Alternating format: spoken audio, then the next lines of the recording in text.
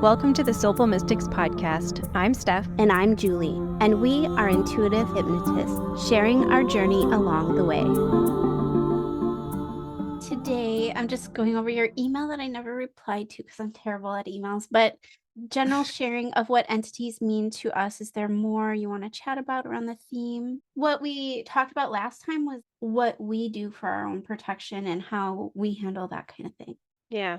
Because I think different things are going to resonate with different people. So I think sharing, what we do, even if there's similarities, there might be some differences too, might be helpful. Take it away, Julie.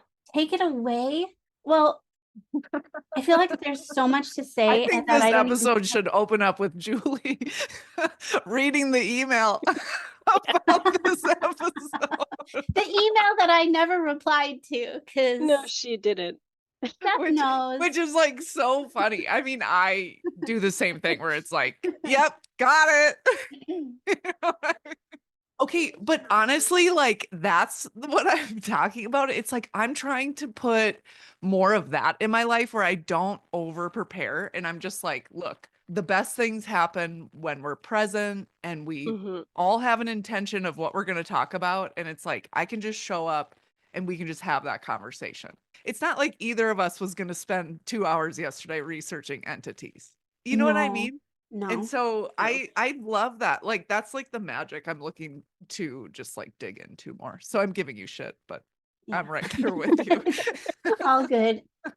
This is fresh in my mind just because I just did the episode that we released this week about that session I had with Kim.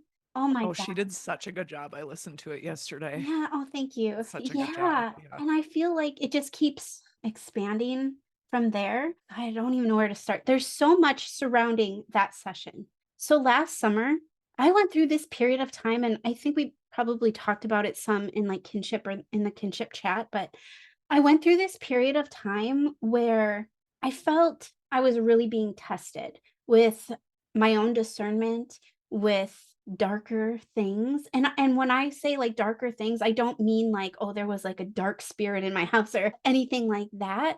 But I would have dreams. For an example, someone who I know and love, it's not any of you guys, but I've told this person this dream that I had. And in the dream, she was giving me advice. She's a medium and a psychic. And so she was giving me advice. And then all of a sudden, I see her smile. And it's not her smile. It's like a very evil smile. And yeah, and in that, I was like, okay, this is a test of my own discernment. And I kept, it was so strange. Like it was like a period of just a couple of weeks where I was having like these really dark dreams. I was in a walking group last summer. Like every Friday we'd meet and we'd walk. And there was someone that I would be paired with would talk a lot about like demons and dark stuff that is not in my realm because not that I don't believe in that stuff. It's just not what I'm going to interact with because I have my own boundaries in place. Yeah. And so the way this hypnosis session started with Kim was, and in the beginning was cut off. So I hope I explained it well enough, but how it started was I was at a path where there was a fork in the road and the left side was very dark and scary, very shadowy. And the right side was very beautiful and colorful and vivid. And in my mind, because of everything that I was dealing with leading up to that session, I was thinking, okay, I don't need to go down and deal with that darkness. I don't need to go down and face demons and do all of this stuff. That is not what I'm about. And sure, I can if I want to, but I choose not to. I don't have to immerse myself in that. And that felt right to me where I was at that point in my life. I'm not saying that's what I'm always going to choose or that's what's always going to be prevalent for me, but where I was at that time in my life, I felt that choosing the light is where I wanted to be. And also since then, it's been almost a year. I feel like I have come a long way. And I feel like I've eliminated a lot of the fear that I had surrounding those things. Because the one thing I learned is that the fear really feeds into that. Because these dark dreams that I was having really was starting to evoke some fear in me. I even had a dream one night I was fighting off a ghost to protect my own son.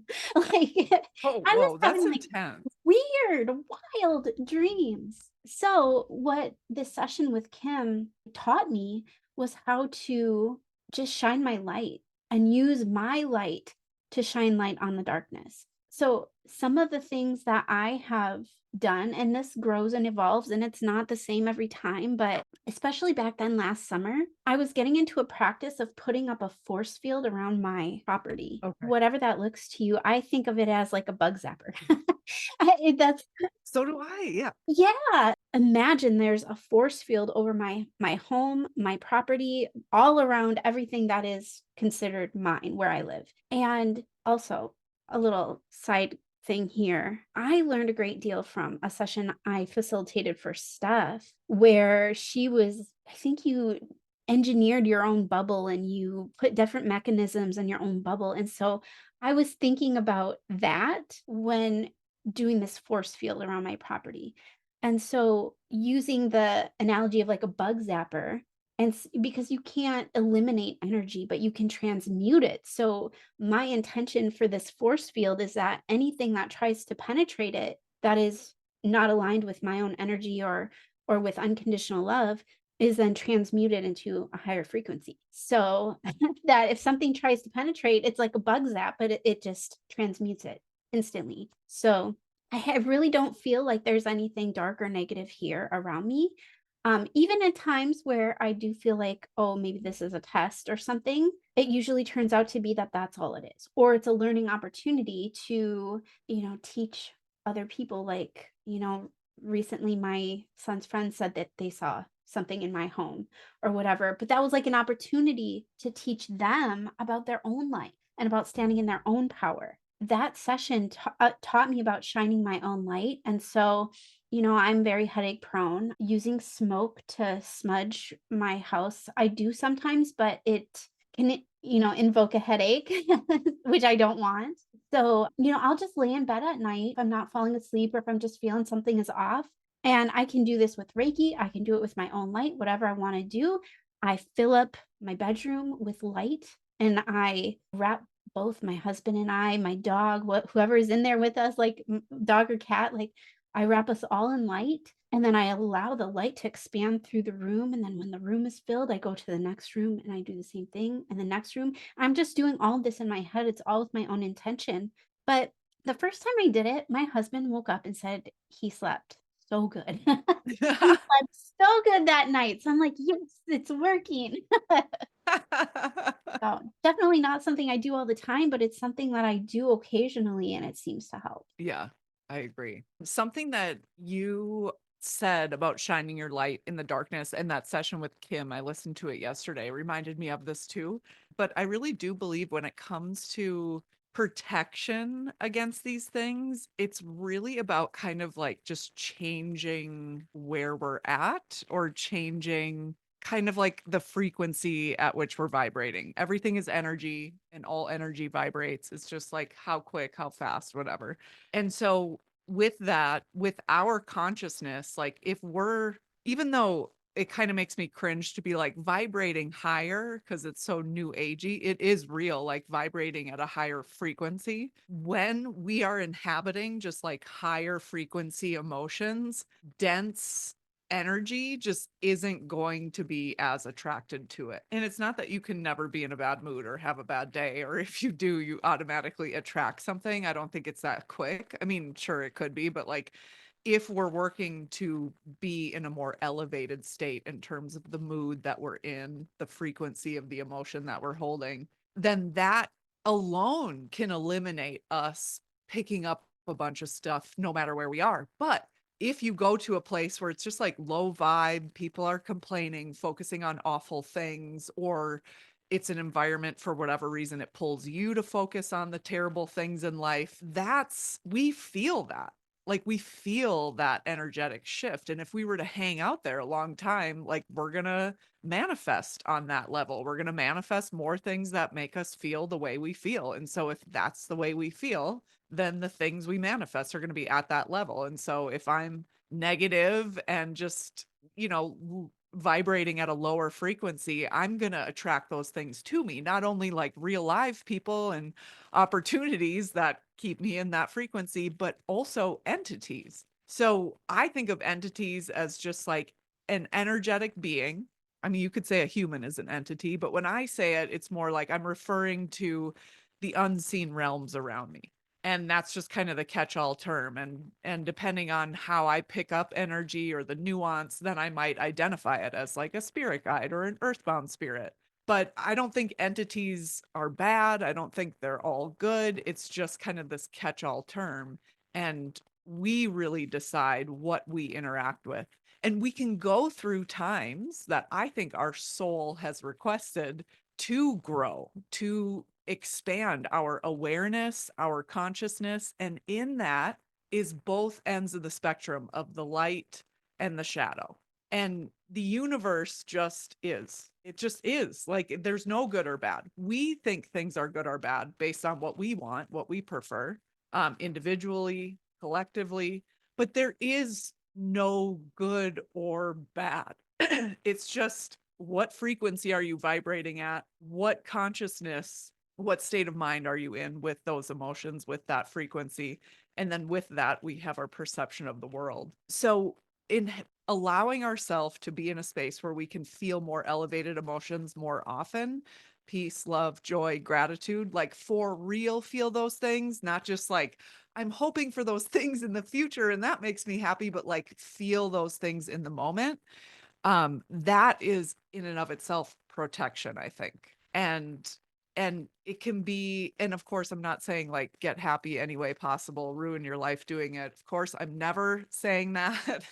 I'm saying like what serves you for the highest and best, like what is highest and best for you. And that is what's going to evoke those emotions within you. And I think when we are thinking clearly outside of the ego and in the soul, when I say what's highest and best for you, it is not highest and best for one person if it is not highest and best for all. So I'm never saying like, I believe that we can choose ourselves and in that have a positive impact on the world. I think a lot of times the narrative is like, if you're self-centered or choosing yourself, you're like giving the middle finger to everybody else. I don't think that's necessarily the case. Anyway, going off on a tangent there, I really do think like that the energy we hold. And I think that for us in our third eye, we can kind of conceptualize it as light because it's energy. And it's like, it doesn't really have form. So we have this light. We are energetic beings. I think that energy is around enveloping our body. I don't think it's in and around our body. So that to me is like that vibration, the address, the frequency at which we are vibrating at also indicate what are we attracting? What can we let go of? The higher frequency we vibrate at, the more expansive our consciousness is, and the more expansive we're able to see with even within our shadows. So we can use those as opportunities to, instead of be like, oh, this shit always happens to me. Why does this happen to me? We can be like, how am I using this to become what I came here to become? How am I using this? How am I going to use this energy to create the life I came here to create? And to me, like that's all a part of like expansion, elevation, and we're rising up and out of those entity experiences that we're trying to protect ourselves from. Yeah. Since I lost my fear, I don't feel like there's a need to protect myself as much because that shift in perspective automatically protects me because I'm now moving into a place of curiosity. So, whereas fear contracts, curiosity expands, and they might not be as attracted to me because they don't feel that fear or they're not drawn to it. But I was trying to look back because Jennifer Engler always mentions how fearless I am when it comes to exploration. And I think in reflecting upon it, it's because of all the entity removals I've done with you. Yeah, I it just really works. and I felt confident because you were there and kinship was there. Yeah. And then I realized that that power is already within me. I guess I highlighted it in each of you. And then I realized in those moments that it is already in me. And I don't know if it's because I'm a moon child, I'm a Cancer. I'm very comfortable with the shadowy sides of things and I'm really drawn to it.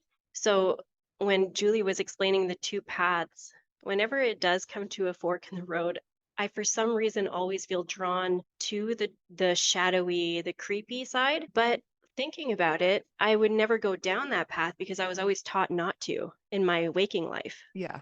That being said, if you're somebody who is scared of it, I had a client, there was an entity bullying her. And in doing the entity removal, it wasn't going through because she kept saying, leading up to it, nobody can get this entity off of me. And when we spoke about it, we all agreed that the only way to do that, because we are the most powerful energy in our own reality, she had to believe in it herself. And so I feel like blasting that belief of I am the strongest energy in my reality in this house, it automatically creates this fearless, like Julie, when you were explaining that situation with your son and his friend, they were scared, but you knew you went all mama bear, so you didn't see or feel anything because they were more afraid of you than you were of it. And I feel like that's what we have to learn to do is believe in ourselves a whole lot more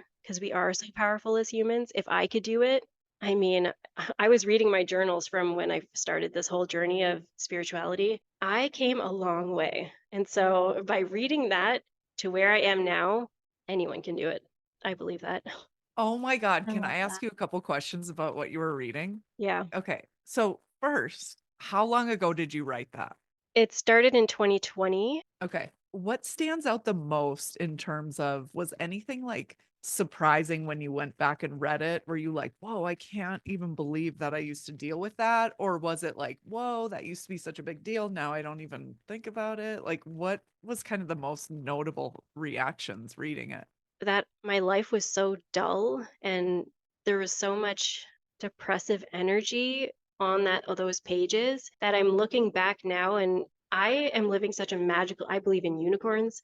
I go outside and I talk to fairies and she was just living in this little box that all of that magic and color was stripped from her and she was drawn to it. She was trying to pull it in, but she didn't even know where to look. And one thing that is almost on every page is where is my soul family? Whoa, whoa. I Yeah, got chills everywhere when you said that stuff.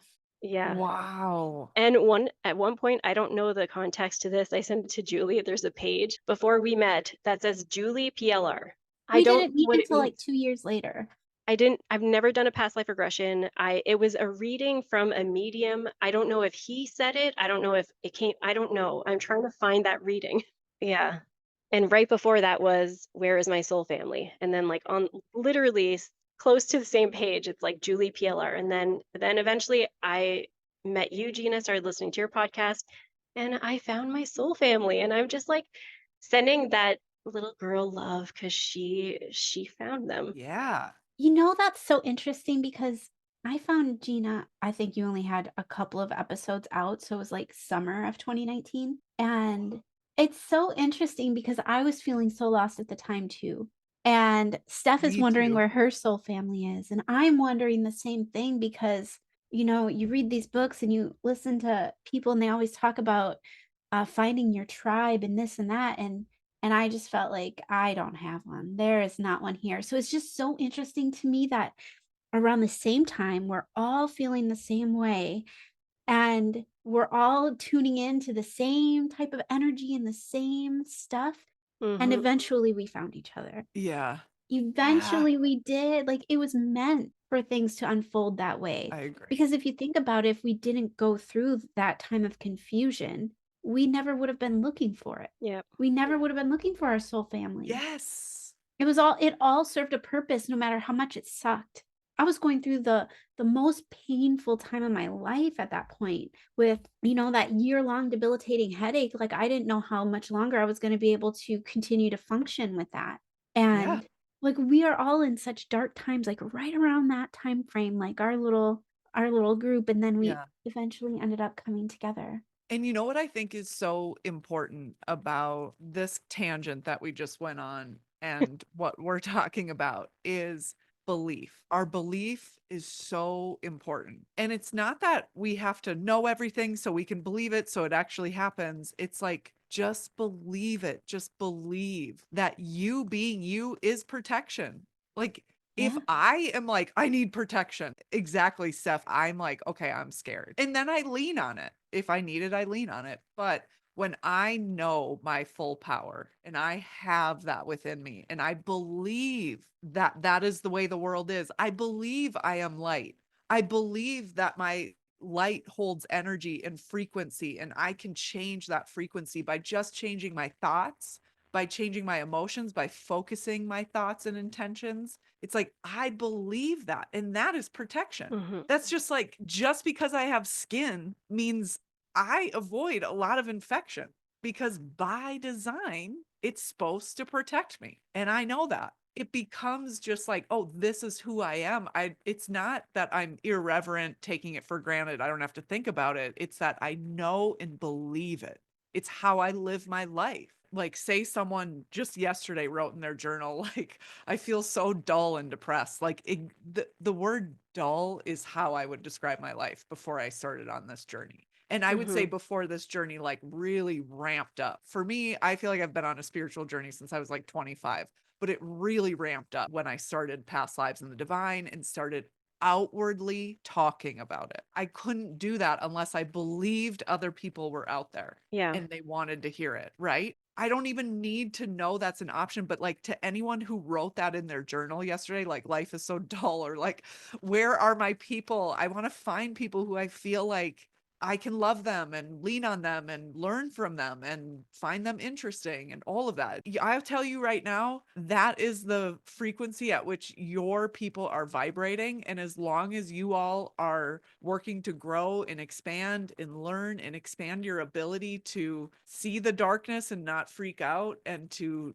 allow the love in to nourish you and the joy and stuff like that, it's like you will all meet each other. Mhm. It's just a matter of time. And so just like, enjoy where you are, have fun where you are, feel it, be in it, journal about it. So in 2 years, 5 years, you can look back and be like, damn, Yeah. I did a lot.